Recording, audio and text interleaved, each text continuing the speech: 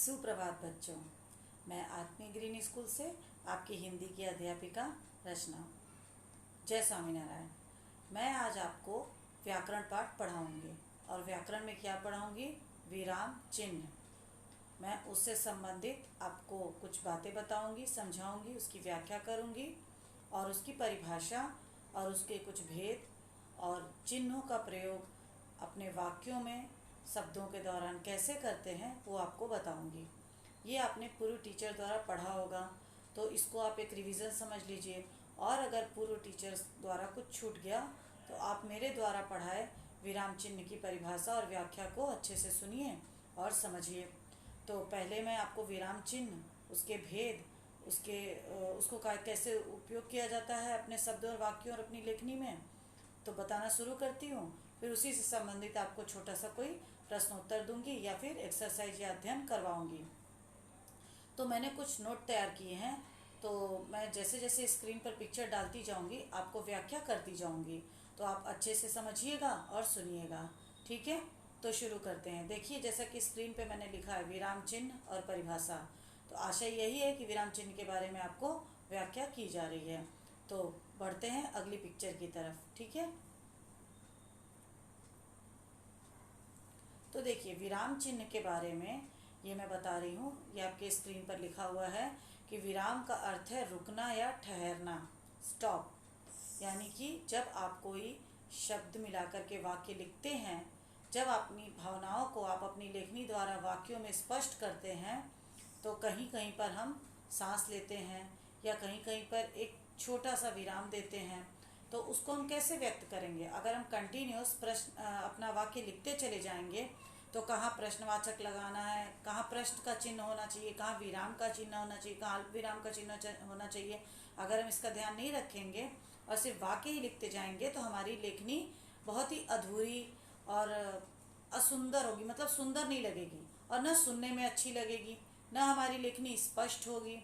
तो कहने का मतलब कि अगर हमको अपने भावों को व्यक्त करना है तो चिन्हों द्वारा हम ये स्पष्ट करेंगे कि कहाँ पर कितना रुकना है और कहाँ के बाद कितना विराम देकर उस वाक्य को समझना है। तो ये परिभाषा हम पहले पढ़ें। विराम का अर्थ है रुकना या ठहरना।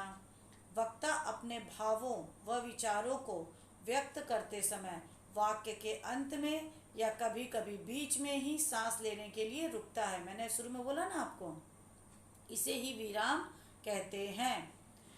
इस प्रकार की रुकावट या विराम सांस लेने के अतिरिक्त अर्थ की स्पष्टता के लिए भी आवश्यक है। मैंने बोला था ना, कहीं सांस लेने के लिए, कहीं अपने भावों को व्यक्त करने के लिए और कहीं अपनी लेखनी में आप क्या बताना चाह रहे हैं इसके लिए स्पष्ट करने के लिए आपको कहीं कहीं रुकना पड़ता है, पर उसको आप कैसे प्रकट करेंगे? चिन्हों द्वारा। तो ठीक है बच्चों, हम समझ गए यहाँ पर कि विराम चिन्ह क्या होता है और उसका उपयोग वाक्यों में हम क्यों करते हैं। ठीक है, अब स्क्रीन की अगली पिक्चर की तरफ बढ़ते हैं, अगले चित्र की तरफ। तो अगले चित्र में देखिए लिखा हुआ है, लिखने में रुकावट या विराम के स्थानों को जिन चिन्हों द्वारा प्रकट किया जाता है, जो मैंने परिभाषा बताई थी ना, उसी को और स्पष्ट ढंग से अलग तरीके से भी एक बार मैं व्यक्त कर रही हूँ। तो परिभाषा ये है विराम चिन्ह की कि लिखने में रुकावट या विराम के स्थानों को जिन चिन्हों द्वारा प्रकट किया जाता है उसे ही हम विराम चिन्ह कहते हैं। इसके प्रयोग से वक्ता के अभिप्राय में अधिक स्पष्टता का बोध होता है। इनके अनुचित प्रयोग से अर्थ का अनर्थ भी हो जाता है। समझ में आ गई बात? जैसे हम कोई चिन्ह होता है ना, उसका अगर हम गलत प्रयोग कर देना तो अर्थ का कुछ भी मतलब निकलेगा, मतलब सही अर्थ व्यक्त नहीं होगा। तो सही अर्थ जो है व्यक्त करने के लिए आपको अपने वाक्यों में, अपनी लेखनी में सही चिन्ह का प्रयोग करना बहुत जरूरी है, तभी आपकी भाषा स्पष्ट तरीके से किसी व्यक्ति को समझ में आएगी। अच्छा, अब यहाँ उदाहरण देखिए, जैसे कल रात एक नवयुवक मेरे पास पैरों में मोजे और जूते, सिर पर टोपी। क्या समझ में आ रहा है? कुछ भी नहीं। हाथ में छड़ी, मुंह में सिगार और कुत्ता पीछे पीछे लिए आया। इसमें देखिए सही तरीके से चिन्हों का प्रयोग नहीं हुआ है, और या यूं कहिए कि चिन्हों का प्रयोग ही नहीं हुआ है। तो ये भाषा पढ़ के या ये लेखनी देख करके आपको या ये वाक्य पढ़ के क्या समझ में आ रहा है? कुछ भी नहीं। तो अब इसको हम दूसरे ढंग से पढ़ते हैं। कल रात एक नवयुवक मेरे पास पैरों में मोजे और जूते, सिर पर टोपी, हाथ में छड़ी, मुंह में सिगार और कुत्ता पीछे पीछे लिए आया। ठीक है, अब देखिए आपको वाक्य समझ में आ गया, स्पष्ट हो गया कि लेखक क्या लेखनी में लिखा और क्या आपको बताना चाह रहा है। तो इस तरीके से हमको ये समझ में आता है कि जब हम किसी चिन्ह का यानी विराम चिन्ह का प्रयोग करते हैं अपने वाक्यों में तो हमारे भाव स्पष्ट होते हैं, वो जो वाक्य लिखे गए हैं उसका अर्थ स्पष्ट होता है और लेखनी भी बड़े ही सुंदर और सटीक ढंग से जो भी पढ़ता है या सुनता है उसको समझ में आ जाती है। तो आगे पढ़ें। विराम चिन्हों के बदलने से वाक्य का अर्थ भी बदल जाता है और जैसे जैसे हम विराम चिन्ह को अलग अलग तरीके से लगाते हैं अपने वाक्यों में, अपनी लेखनी में या किसी के द्वारा लिखी गई लेखनी में पढ़ते हैं तो जिस तरीके से चिन्ह बदलते हैं उसी तरीके से उन वाक्यों का भाव भी, अर्थ भी बदल जाता है। ठीक है, तो आगे पढ़ें। जैसे उसे रोको मत, कॉमा जाने दो। ठीक है, उसी संदर्भ में दूसरा उदाहरण है, उसे रोको मत जाने दो। अब दोनों वाक्य सेम है लेकिन एक जगह मत के बाद कॉमा है तो ये स्पष्ट हो रहा है कि उसको मतलब वो भी जो भी सामने उसको रोको मत, उसको जाने दो। लेकिन सेम उसी संदर्भ में नीचे वाले उदाहरण में रोको के बाद कॉमा है तो क्या हो रहा है, इसका मतलब कि उसे रोको मत जाने दो। समझ में आ गई बात। पहले में उसे रोको मत जाने दो, लेकिन दूसरे वाले में उसे रोको मत जाने दो। एक ही वाक्य में अलग अलग जगह कॉमा लगाने से कैसे, देखिए इसके भाव, इसके अर्थ में अस्पष्टता हुई। मतलब कहने की ऊपर का भाव और अर्थ अलग हो गया और नीचे का भाव और अर्थ अलग हो गया। समझ में आ रहा है ना चिन्हों का प्रयोग? आशा है आ रहा होगा। अब 19वीं शताब्दी में पूर्वार्ध तक हिंदी तथा अन्य भारतीय भाषाओं में विराम चिन्हों के रूप में एक ही पाई या दो पाई का प्रयोग होता था। अब बताया जा रहा है कि 19वीं शताब्दी के पहले हिंदी के भाषा में ज़्यादा चिन्हों का प्रयोग नहीं होता था, सिर्फ एक पाई या दो पाई से लोग अपने भावों को स्पष्ट करने का प्रयास करते थे। लेकिन कलकत्ता में फोर्ट विलियम कॉलेज की स्थापना के बाद अंग्रेजों के संपर्क में आने के कारण 19वीं शताब्दी के अंत तक अंग्रेजी के ही बहुत से विराम चिन्ह हिंदी में आ गए। अब यहाँ क्या कहा जा रहा है कि 19वीं शताब्दी के पहले तक तो एक ही दो चिन्ह थे हिंदी भाषा में, अंग्रेजी में थे। लेकिन जब एक कॉलेज की स्थापना हुई तो अंग्रेजों के संपर्क में आने के बाद, मतलब जब हमने अंग्रेजी भाषा के बारे में पढ़ा, जाना और उसके चिन्हों को देखा तो कहने का मतलब हम अंग्रेजी भाषा के संपर्क में आए तो उससे हमको ये एक छोटा सा ज्ञान मिला, एक हमको छोटा सा बात समझ में आया कि हमें अपनी भाषा में भी अगर अपने भावों को और स्पष्ट और सटीक ढंग से व्यक्त करना है तो कुछ चिन्हों का प्रयोग करना चाहिए जो कि अंग्रेजी वाक्यों में शब्दों के बीच में होता था। तो अंग्रेजी शब्द बड़े ही सुंदर तरीके से समझ में आ जाते थे, लेकिन हिंदी में तब उतना नहीं होता था। समझ में तब भी आते थे बट चिन्हों के साथ वो स्पष्टता और ज़्यादा स्पष्ट हो गई, मतलब सुंदर हो गई, समझ में आने लगी। तो जब अंग्रेजी भाषा के संपर्क में आए तो हिंदी भाषा में भी उससे जुड़े हुए कुछ चिन्ह हम प्रयोग करने लगे। कब प्रयोग करने लगे? 19वीं शताब्दी के अंत तक। ठीक है, तो 20वीं शताब्दी के आरंभ से हिंदी में विराम आदि चिन्हों का व्यवस्थित प्रयोग होने लगा और आज हिंदी व्याकरण में उन्हें पूर्ण मान्यता प्राप्त है। जब चिन्हों का प्रयोग होने लगा तो हिंदी में उसको मान्यता प्राप्ति मिल गई। यानी अब हिंदी की भाषा में उन चिन्हों का प्रयोग करना अनिवार्य है और हिंदी की स्पष्टता उन चिन्हों के साथ ही पूरी होती है, संपूर्ण होती है। तो हिंदी में निम्नलिखित विराम चिन्हों का प्रयोग होता है। अब मैं विराम चिन्हों में कितने चिन्ह होते हैं, कैसे होते हैं, उनको कैसे प्रयोग करना, इसके बारे में सविस्तार वर्णन करूंगी। तो बढ़े अगले पिक्चर की तरफ। यहाँ देखिए नाम है और चिन्ह है, इसको इंग्लिश में भी ट्रांसलेट है तो आपको समझने में आसानी हो जाएगी। पूर्ण विराम चिन्ह यानी फुल स्टॉप, एक लाइन।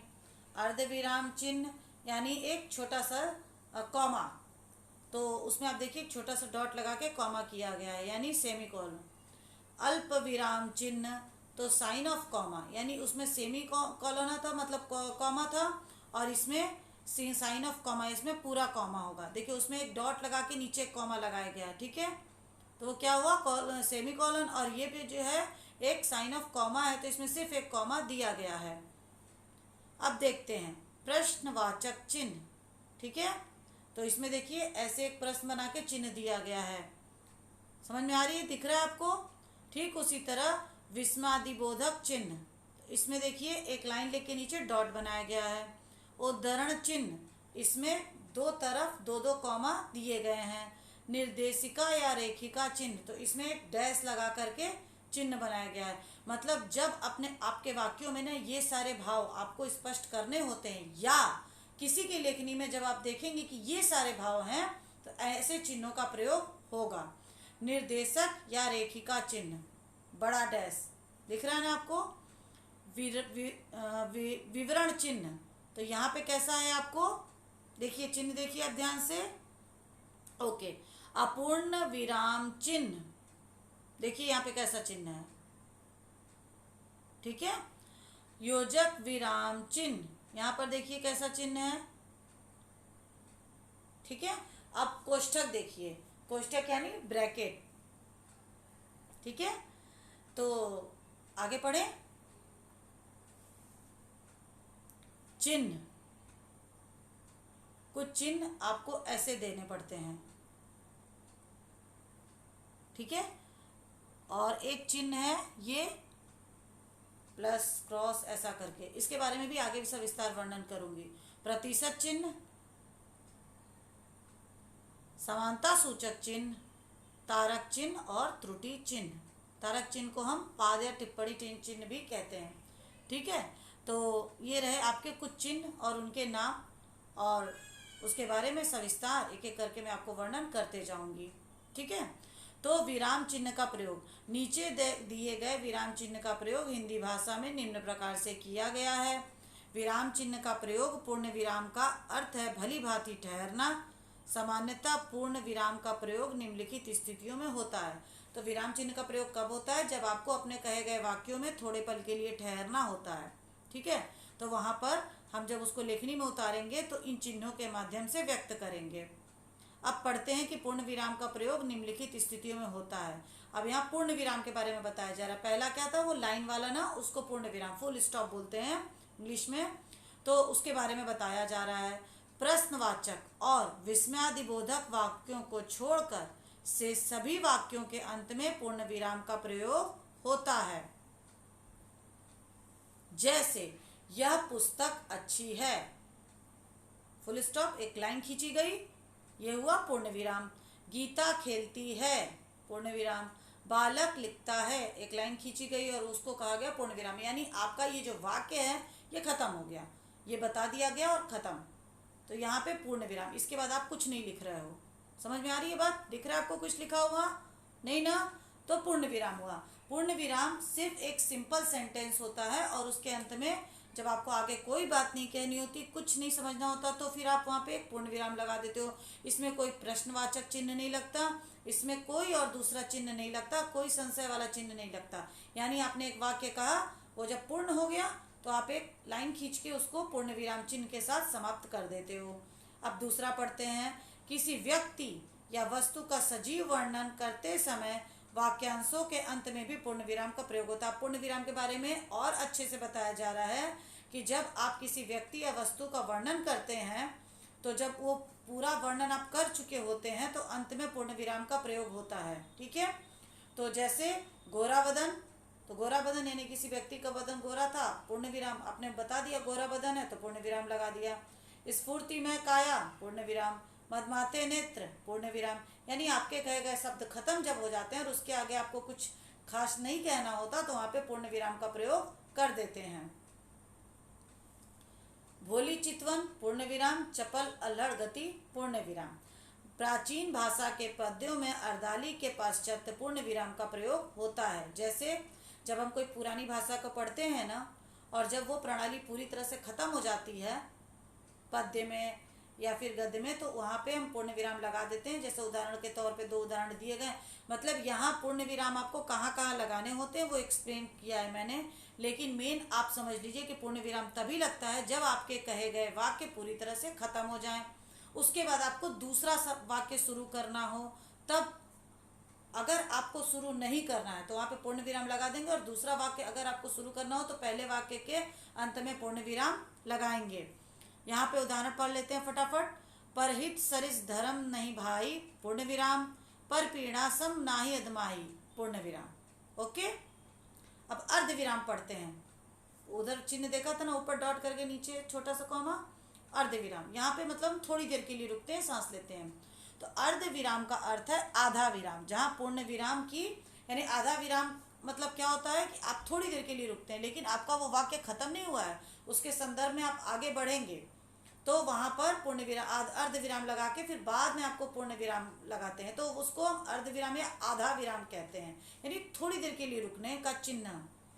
अर्ध विराम का अर्थ है आधा विराम, जहाँ पूर्ण विराम की तुलना में कम रुकना होता है, वहाँ अर्ध विराम का प्रयोग होता है। सामान्यतः अर्ध विराम का प्रयोग निम्नलिखित स्थितियों में होता है। अब स्थिति बताई जा रही है, ध्यान से सुनिएगा। जहाँ संयुक्त वाक्यों के मुख्य उपवाक्यों में परस्पर विशेष संबंध नहीं होता, वहाँ अर्ध विराम द्वारा उन्हें अलग किया जाता है। देखिए, पहला तो आप जो वाक्य लिख रहे हैं उसके बीच में अगर आपको थोड़ी देर के लिए रुकना है और फिर आगे बढ़ना है तो हम अर्ध विराम लगाएंगे। लेकिन जब दो वाक्य जुड़े हुए होते हैं लेकिन मुख्य उपवाक्यों में परस्पर विशेष संबंध नहीं होता, लेकिन उन दो वाक्यों में एक कुछ खास विशेष संबंध नहीं होता, मतलब दो वाक्य जुड़े हैं पर उसमें कुछ खास विशेष संबंध नहीं है, बीच में हमें रुकना है, तो वहाँ अर्ध विराम से उनको अलग कर दिया जा सकता है।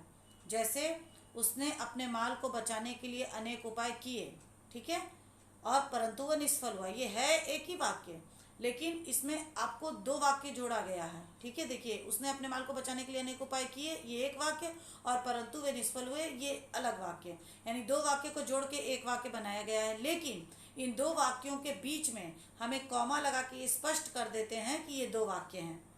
बना एक ही पूरा सेंटेंस है, लेकिन उसमें हम बीच में कॉमा लगा के उसको दो भाग में विभाजित किए, और विभाजित करने के लिए हमको क्या प्रयोग करना पड़ा, एक छोटे से डॉट कॉमे का। पढ़ रहे हैं ना आप? तो ये हमें पता चल जाता है कि दो वाक्यों में किस प्रकार से इस बात को स्पष्ट किया गया है। अगले स्क्रीन पर चित्र की तरफ पढ़ते हैं। मिश्र वाक्यों में प्रधान वाक्य के साथ प्रार्थक्य प्रकट करने के लिए भी अर्धविराम का प्रयोग होता है। जहाँ कई वाक्य मिश्रित होते हैं, वहाँ पे जो पहला वाक्य होता है, जो प्रधान जिसकी मुख्यता होती है, उसके भी अर्थ को स्पष्ट करने के लिए हम अर्धविराम का प्रयोग करते हैं। जैसे कि जब मेरे पास रुपए होंगे तब मैं आपकी सहायता करूँगा। तो यहाँ पे देखिए, दो वाक्य को मिश्र किया गया है और पहले वाक्य से दूसरे वाक्य की पूर्णता होती है। लेकिन कैसे पता चलेगा बीच में कि ये दो वाक्य है, तो हमने एक छोटा सा कॉमा लगा दिया, हमें भाव भी समझ में आ गया, हम बीच में थोड़ा सा रुके भी और अपने भावों को सही तरीके से हमने व्यक्त भी कर दिया। अनेक उपाधियों को एक साथ लिखने में उनमें पार्थक्य प्रकट करने के लिए इसका प्रयोग होता है। अनेक उपाधियों को, मतलब जैसे किसी की कोई उपाधि होती है ना, वो एक होती है या एक से ज़्यादा होती है, तो अगर हम एक से ज़्यादा होती है और वो लिखते हैं ना, तो उसके बीच में हम एक छोटा सा कॉमा लगा के बताते हैं, ठीक है। जैसे किसी व्यक्ति ने कोई उपाधि हासिल किया है एक से ज़्यादा, जैसे मान लीजिए एक उपाधि या दो उपाधि या तीन उपाधि, ठीक है, उसने कोई डिग्री हासिल की है, तो उसके बीच में हम छोटा सा कॉमा लगा के तब एक उपाधि बताएंगे, फिर एक छोटा सा कॉमा लगाएंगे, फिर अगली उपाधि की तरफ बढ़ेंगे। तो वो जो कॉमा लगाते हैं इससे स्पष्ट होता है उसने कि 1 2 3 4 उपाधि प्राप्त की है। अब मान लीजिए हम 1 2 3 4 लिखेंगे तो वो वाक्य समझ में आ जाएगा, पर उतना प्यारा नहीं दिखेगा, उतना सुंदर, इतना स्पष्ट नहीं होगा। तो यहाँ पर अब देखिए, उदाहरण के तौर पे समझाया गया है कि doctor Ashok Jaiswal MA, PhD, delete, तीन उपाधि है ना किसकी, डॉक्टर अशोक जायसवाल की, और तीनों के बीच में कॉमा डाल के हमें मतलब पता चला कि उनके पास 3 उपाधि है, ठीक है। लेकिन अब 1 2 3 4 लिखते तो कैसा लगता, समझ में हमें तभी भी आता, पर ये छोटे से भाव में व्यक्त कर दिया गया, छोटे सी लेखनी में व्यक्त कर दिया गया। क्यों? क्योंकि इसमें हमने चिन्ह का प्रयोग किया। अल्प विराम का प्रयोग। अल्प विराम का अर्थ है न्यून ठहराव। वाक्य में जहाँ बहुत ही कम ठहराव होता है, मतलब अर्धविराम और पूर्ण विराम से भी जहाँ कम ठहरा जाता है, वहाँ अल्प विराम का प्रयोग होता है। इस चिन्ह का प्रयोग सर्वाधिक होता है। ये चिन्ह का प्रयोग बताया जा रहा है कि हिंदी भाषा में सबसे ज़्यादा होता है। सामान्यतः अल्प विराम का प्रयोग निम्नलिखित स्थितियों में होता है। अब देखिए इसकी भी स्थिति बताई जा रही है, जहाँ एक तरह के कई शब्द, वाक्यांश, वाक्य एक साथ आते हैं तो वहाँ अल्प विराम का प्रयोग होता है।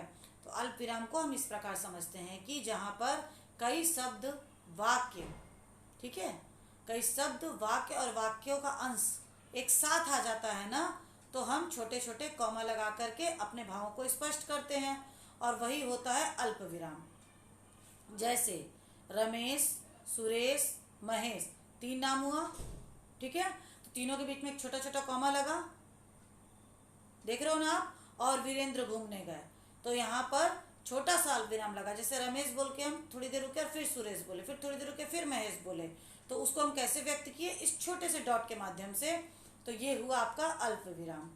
अब दूसरा पढ़ते हैं, जहाँ भावतिरेक के कारण शब्दों की पुनरावृत्ति होती है। जैसे कि मान लो आप कोई शब्द बोल रहे हो और फिर तुरंत वही शब्द बोल रहे हो, यानी वो शब्द बार बार दोहराए जा रहे हैं, वहां पे भी हम अल्प विराम का प्रयोग करते हैं। जैसे सुनो, सुनो, ध्यान से सुनो, कोई गा रहा है, मतलब हमने एक शब्द बोला, फिर उसको रिपीट किया, और फिर उसको, उस शब्द को और अच्छे से बताने के लिए फिर एक और वर्ड जोड़ करके उसको रिपीट कर दिया। यानी जब एक शब्द की कई बार पुनरावृत्ति होती है, कई बार बोलना पड़ता है, लिखना पड़ता है, तो वहाँ पर भी हम अल्प विराम का प्रयोग करते हैं। तो ये 2 स्थितियाँ आपके समझ में आ गई, कहाँ आप अल्प विराम का प्रयोग करते हैं। पहला, जहाँ एक ही शब्द और वाक्यांश और वाक्य के बार बार लिखा या बोला जाता है, और दूसरा जब कोई एक शब्द की बार बार सुनना या लिखा जाता है, उसमें वाक्य भी, और इसमें सिर्फ शब्द के बारे में लिखा गया कि जब एक ही शब्द आप बार बार बोलेंगे या लिखेंगे तो वहाँ पे बीच में कॉमा लगाएंगे, ठीक है। अब अगले चित्र की तरफ बढ़ते हैं। संबोधन के समय जिसे संबोधित किया जाता है, जैसे हम किसी को बुलाते हैं, संबोधन करते हैं, उससे संबंधित हम कोई बात कहते हैं, तो वहाँ पर भी हम अल्प विराम का प्रयोग करते हैं। तो संबोधन के समय जिसे संबोधित किया जाता है उसके बाद अल्प विराम का प्रयोग होता है। जैसे कि वीरेंद्र, तुम यहीं ठहरो, वीरेंद्र को हमने संबोधित किया ना कि तुम यहाँ ठहरो, वहाँ पे देखिए विराम का प्रयोग हुआ है, अल्प विराम का। चौथा, जब हाँ अथवा नहीं का शेष वाक्य से पृथक किया जाता है, यानी जब हाँ या ना का अगले वाक्यों से उसको अलग किया जाएगा ना, तो वहाँ पे भी अल्प विराम का प्रयोग होता है। जैसे हाँ मैं कविता करूँगा, अब यहाँ पे हम नहीं भी लिख सकते थे कि नहीं मैं कविता नहीं करूँगा, तो उसके लिए हम छोटा सा एक ठहराव लिए, छोटा सा एक रुके, तो वहाँ पे हम इस चिन्ह के द्वारा इस चीज को प्रकट कर दिए।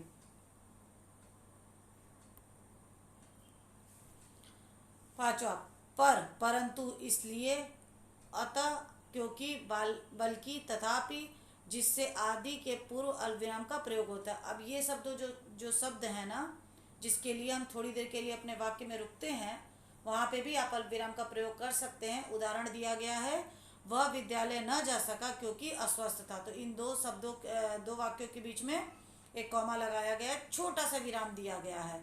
समझ में आ गई बात, क्योंकि यहाँ पे क्योंकि का प्रयोग हुआ है। देखिए ऊपर लिखा है ना कि पर, परंतु, इसलिए, था, क्योंकि, तो क्योंकि का प्रयोग हुआ है, तो यहाँ पर हम उसके पहले अल्प विराम का प्रयोग करेंगे।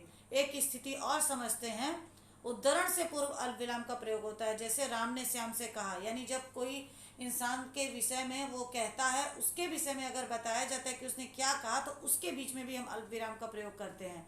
जैसे राम ने श्याम से कहा, अल्प विराम, अपना काम करो।